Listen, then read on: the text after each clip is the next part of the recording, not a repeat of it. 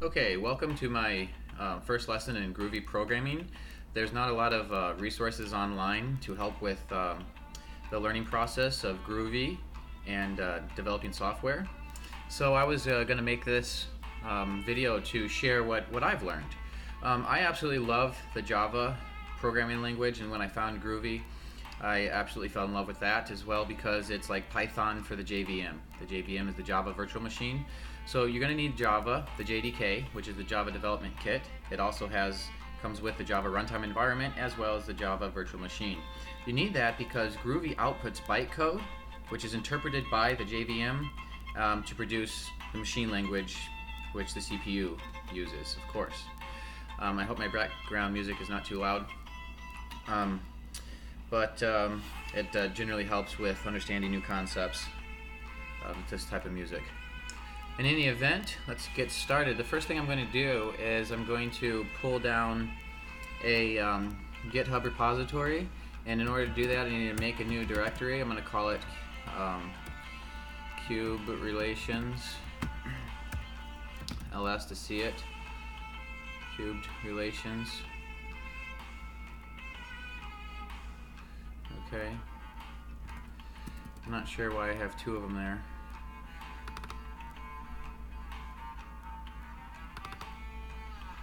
This is not supposed to be there, so we'll go ahead and delete that. Okay. So we'll clear this and then ls again, so we see one there. Cube Relations. I'm going to change directory into Cube Relations. Okay.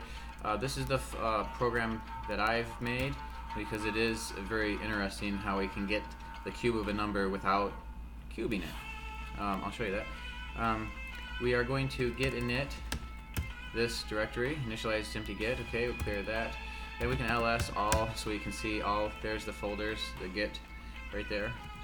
Okay, and now we're going to pull down. What we want to do is github.com /Tetra Pro. That's my name on GitHub. And then / the file, which I can't remember what exactly it is. So it's right here, and it's lowercase cubed relations .get. Okay, so let's go back here, and it's cubed with a D, capital R relations .get. Okay, so this will automatically then pull down. You can see what we did here. We'll list again. There's our file.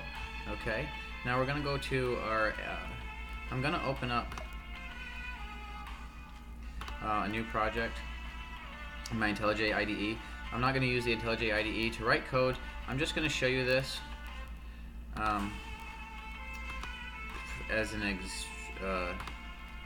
let's see here. Well, let's just open this. Let's just open one of these, and I'll open a new one when we get here. So we'll go File, Open, and it's in Philip, Documents, yes, and Cube Relations. That's what I want. I'm going to show you something about the Groovy programming language because we're going to write a script, but the scripts are always embedded in a class. So if we open this, you can see there is no class definition here. It's just a script, okay? So what I'm going to do then is I'll go back to my terminal and we'll say Groovy compiler. Something happened over here. Add git. Do you want to add the following file to git? Cube Relations ECS? No. Okay, so go back over here. We're going to do Groovy compiler, and then we're going to call the file cubed relations .groovy. And it's going to compile that and add a class file. Alrighty, if I list this again, you can see there's our class file there. We'll go ahead and clear. And then it should show up here. I'm going to open this class file up, and it's going to decompile the class, and it's going to show you, look at what actually this file is compiled to. This is Groovy, and it automatically imports all of these. Okay, and you can see the class cube relations that we called over here, that we created this script, is actually being made as a class called the same name and extends the script. Okay, so it is a class. it gets into a class. There's our main method, as you can see. Okay, and then our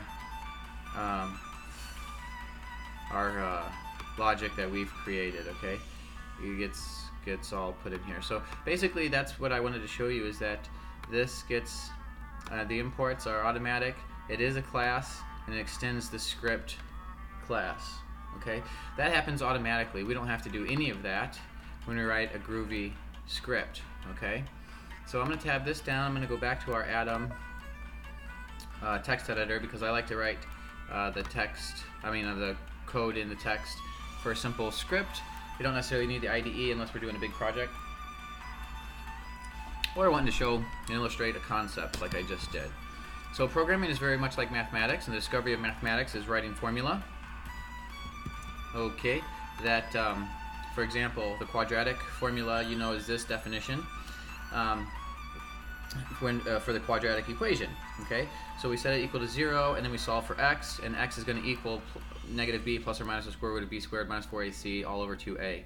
You've seen this before. If you're doing software development, I'm sure you went through math class, and you plug in the values, a into a, b into b, c into c, and then you do the computation. Yes?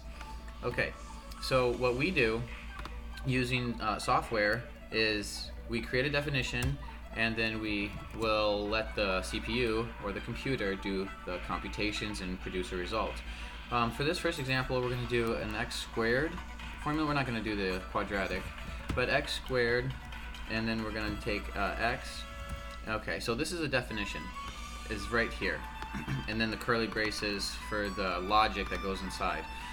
Now what we do in software development is we define what is called a method or a function, just like in math, and then we define the logical steps for that. In Java, we do a return statement, but this is it would be like this: x times x, wouldn't it? Okay, I like to put the space in there so we can see it very clearly.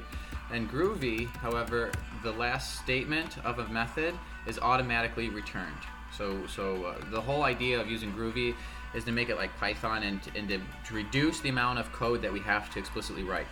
Okay, there's a lot of implied logic that goes on behind the scenes with the Groovy compiler, and that's the point of it. Okay, so we use the def keyword. It's a dynamically typed language, where Java is statically typed. So instead of returning an int like this, integer, or even an int, we can use the def keyword, because it's a definition, and the Groovy compiler will automatically find that it's an integer being returned, and it will make an integer. And to show you that, we could call get class on the object, and it would print out what exactly that is. Perhaps we'll do that. The next step we want to do is we want to add the values to a spreadsheet, so that we can see, compare one row of number or one column of numbers to the output. Again, define, we'll call it output. We're going to say new file object. Okay, and we can use single quotes in Groovy. The double quotes mean interpolated, which means we can add a variable into the string without concatenating them. However, this is just going to be where it's at. I'm sorry, where are we? The file location is going to be in root, home, / Philip, that's my folder, and then it's in documents. We'll call it documents, and then we will call it output.cvs for comma separated value.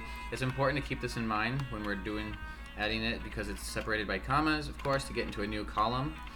So here we're going to call the output object. We're going to left shift operator is an overloaded operator, which means add to the file, and we're going to do single quotes, and we're going to add x comma next column is going to be x squared.